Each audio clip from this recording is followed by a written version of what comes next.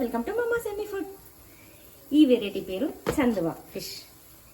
ఈ చందువా ఫిష్ను ఈ విధంగా కట్ చేయించుకొని పొట్టలో అంతా మొత్తం నీట్ చేయించుకొని క్లీన్ చేసి వాటర్ లేకుండా కడుక్కోవాలి. సాల్ట్ వేసి మంచిగా వాష్ చేసుకోవాలి.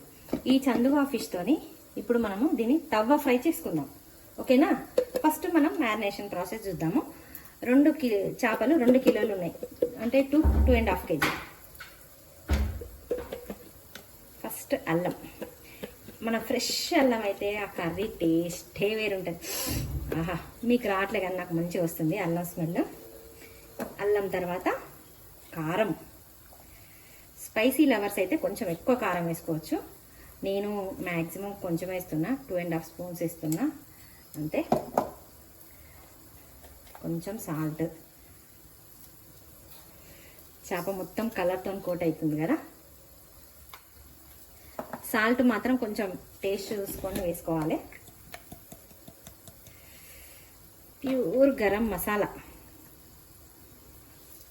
ఇది కొంచెం ఎక్కువ ఉంటేనే బాగుంటుంది.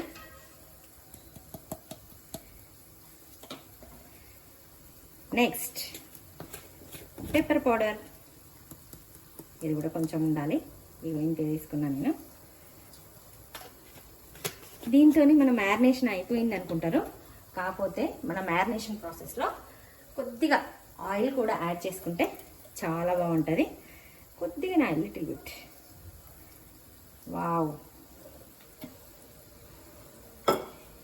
ఇప్పుడు ఈ ఫిషెస్ని మసాలాతోని మంచిగా బాత్ చేపిద్దాము. ఓకేనా? రుద్ది స్నానం చేపిద్దాం. అప్పుడు మంచిగా కలర్ చేంజ్ అవుతుంది. ముళ్ళు గుచ్చుకుంటాయి, కొంచెం గిక్కపోతున్నాయి, జాగ్రత్త. చూడండి ఇంత నీట్గా చేయించుకొని.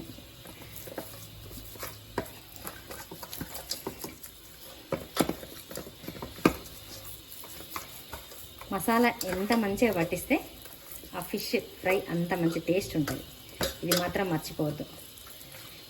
ఈ ప్రాసెస్లో కూడా, ఈ క్లీనింగ్ ప్రాసెస్ కూడా మనం దగ్గరుండి చేయించుకోవాలి వాళ్ళతో, ఫిష్ అమ్మే వాళ్ళతో.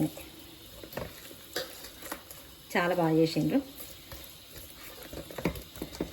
చూసిందా? ఈ విధంగా మేనేజ్ చేసుకోవాలి.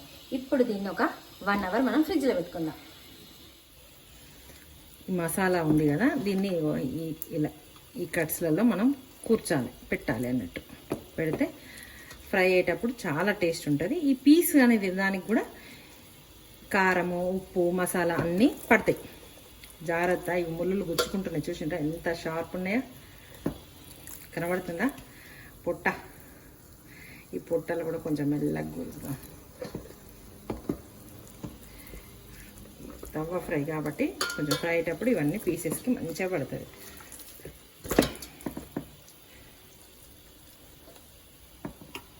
ఈ విధంగా అయితే నేను బాక్స్లో పెట్టుకున్నా.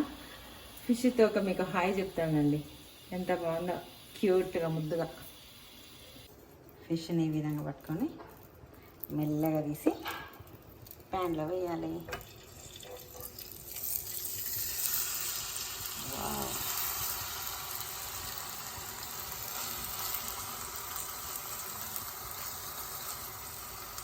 మీడియం ఫ్లేమ్లో మనం కుక్ చేసుకుందాం. మేము కొంచెం ఫ్రై చేసుకుందాం. టైం టు టర్న్ చేసుకొని మన ఫిష్ ఏ విధంగా ఫ్రై అయిందో చూద్దామా?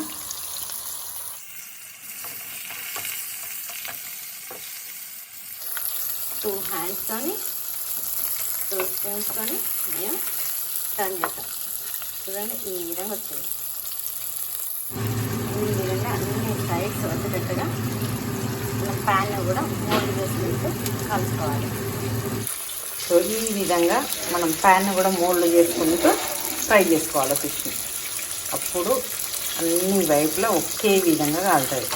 ఇవన్నీ చాలా చిన్న చిన్న టెక్నిక్స్. ఈ టెక్నిక్స్ని పాటించుకుంటూ మనము ఏ డిష్ చేసుకున్నా కూడా రెస్టారెంట్ స్టైల్లో వస్తుందండి.